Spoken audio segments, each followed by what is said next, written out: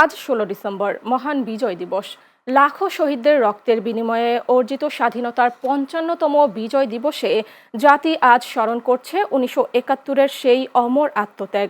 সূর্যোদয়ের পর ভোরে সাভারের জাতীয় স্মৃতিসৌধে জাতির শ্রেষ্ঠ সন্তানদের রাষ্ট্রের পক্ষ থেকে সর্বোচ্চ শ্রদ্ধা জানানো হয়।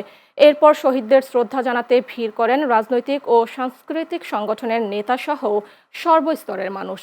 ক্যামেরাম্যান ইমাম বাকির সহায়তায় সাভার জাতীয় স্মৃতিসৌধ ঘুরে বিস্তারিত জানাচ্ছেন মুনতাসির মামুন।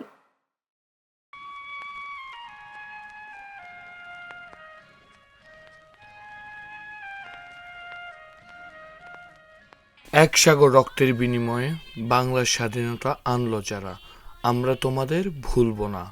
ভোরের আলো ফোটার সঙ্গে সঙ্গেই জাতীয় স্মৃতিসৌধে ৭১-এর মুক্তিযুদ্ধের বীর শহীদদের শ্রদ্ধা নিবেদন শুরু হয়। মহামান্য রাষ্ট্রপতি পুষ্পস্তবক অর্পণের মাধ্যমে জাতির পক্ষ থেকে প্রথমে সম্মান জানান বীর শহীদদের। এরপর একে একে শ্রদ্ধা জানান অন্তর্বর্তী সরকারের প্রধান উপদেষ্টা ডক্টর মোহাম্মদ ইউনূস এবং তিন বাহিনীর প্রধান। শ্রদ্ধার এই সাহিত্যে যোগ দেন রাজনৈতিক নেতৃবৃন্দ, কূটনৈতিক, মুক্তিযোদ্ধা, সামাজিক ও সাংস্কৃতিক সংগঠন। ১৯৭১ সালের ৯ মাস রক্তক্ষয়ী যুদ্ধ, একটি মানচিত্র, একটি পতাকা আর একটি স্বাধীন দেশের স্বপ্নে জীবন দিয়েছিলেন লাখো মানুষ। বুকে রক্ত ঢেলে তারা বলে গেছেন, এই স্বাধীনতা যেন হারিয়ে না যায়। শহীদদের প্রতি শ্রদ্ধা জানাতে স্মৃতিসৌধে আসেন শিশু থেকে বৃদ্ধ সব বয়সী মানুষ। কারো চোখে জল, কারো হাতে ফুল, নীরব ভালোবাসায় ভরে ওঠে স্মৃতিসৌধ প্রাঙ্গণ। আমরা চাই একটি সোনার বাংলাদেশ গড়ার প্রত্যয়, এবং সেই প্রেক্ষিতে বাংলাদেশের যে লেগিংসগুলো আছে সেই লেগিংসগুলো ফিল আপ করার ক্ষেত্রে নাগরিকদের চাহিদা, তাদের অধিকারগুলো যখন আস্তে আস্তে ফিল আপ হবে, সেই জায়গা থেকে আস্তে আস্তে বাংলাদেশের আমরা যে উন্নত বাংলাদেশ হিসেবে আমরা চাই সোনার বাংলাদেশ, সেই সোনার বাংলাদেশ আমরা গড়ার প্রত্যয় স্থাপন করতে পারবো। মুক্তিযোদ্ধার চেতনাকে যদি তাদের ভিতরে আপনি বিলীন করে না দেন, তাদের ভিতরে ঢুকিয়ে না দেন, তাহলে তারা বুঝতে পারবে না আসলেই দেশ কি কারণে স্বাধীন হয়েছিল, কি জন্য স্বাধীন হয়েছিল, কারা স্বাধীন করেছে। এই সকল জায়গায় গিয়ে এখন কেউ আর আসতে চায় না।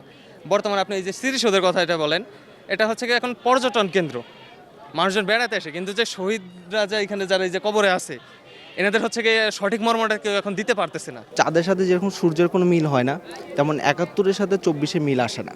মানে ৭১ ওটা ৭১-ই, ৭১ কখনো ২৪ হতে পারবে না এবং ২৪ কখনো ৭১ হতে পারবে না। লাখো শহীদের আত্মত্যাগের বিনিময়ে পাওয়া এই দেশ যেন কখনো হারিয়ে না যায়, ইতিহাস যেন বিকৃত না হয়, আর নতুন প্রজন্ম যেন মুক্তিযোদ্ধার চেতনাকে বুকে ধারণ করে। মুক্তিযোদ্ধা হিসেবে আমাদের যেটুকু সম্মান পাওয়ার যাতে আমরা পাই, এই সরকারের কাছে আমাদের আফিত্ত আর কোনো কিছু নাই। আমরা মুক্তিযোদ্ধা, মুক্তিযোদ্ধা আমরা দেখা করলো না। ১৬ ডিসেম্বর বিজয়ের দিন, মুক্তিযুদ্ধের খবর আছে, আর ৫ বছর পর আমরা জিগাইব না। ৭১ আর ২৪-কে মুখোমুখি দাঁড় করানোর কোনো যৌক্তিকতা নাই। আমরা মনে করি ৭১-এ যারা রক্ত দিয়ে এই দেশটা স্বাধীন করে গেছেন, আজকের এই দিনে আমি তাদের স্মরণ করি। বিজয়ের এই দিনে শ্রদ্ধা, ভালোবাসা আর অঙ্গীকার, শহীদদের আত্মত্যাগ বৃথা যাবে না কখনোই। স্বাধীনতার চেতনাই হোক আগামীর পথ চলা। Muntasir Mamun, channel S, Dhaka.